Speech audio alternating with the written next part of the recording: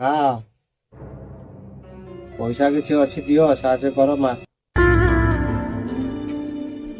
ମା ମନ ଦୁଃଖ କାହିଁକି କଣ ହେଇଛି କି ମା? ଦେହ ଜମା ଭଲ ନାହିଁ। ମତେ ଜର ସେଇଥିପାଇଁ ବସିଛି ଆଉ। ଆଳୁ କିଛି କାମ କରତେ ବଳ ପାଉନି। ସବୁ କାମ ପଡ଼ିଛି, ଘର ସାରା କାମ ସବୁ ପଡ଼ିଛି। ଟିକେ ଠିଆ ହୁଅ, ପଇସାଟା ନେଇକି ଆସେ।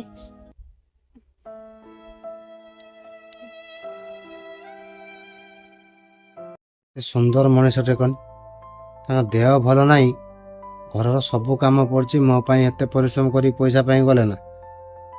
ମୁଁ ନହେଲେ ସବୁ କାମ ତାଙ୍କର କରିଦେମି ଆଜି ଭାବୁଛି। ଡାକେ ରହିଥା ମା, ଏ ମା। କଣ କହୁଛ?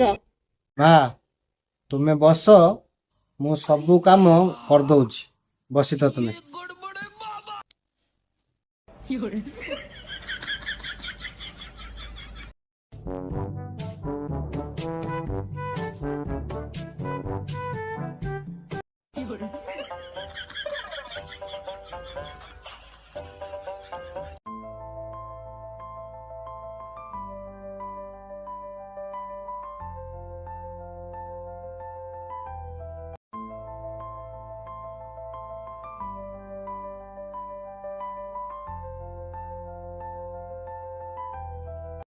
अबे साले।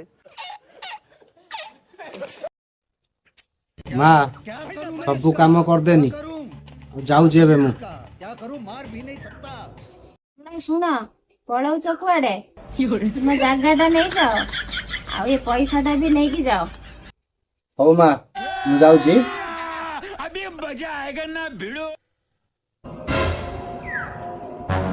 ପଳେଇଲା ନା ଅଛି ଦେଖେନି। ପଳେଇଲାଣି ତ। 20 ଟଙ୍କାରେ ମୋର ସବୁ କାମ କରିଦେଇକି ପଳେଇଲା। ପୁଣି ଗୋଟେ ଏଇଭଳିଆ ଲୋକଟେ ଆସନ୍ତା କି ଦିପର କାମଟା ବି କରିଦିଅନ୍ତା। ଏ ଥଣ୍ଡାର କିଏ ଏତେ କାମ କରିବ କୁହନି। ଯାହା ହଉ ମୋ କାମ ସବୁ କରିଦେଇକି ପଳେଇଲା ଆଉ।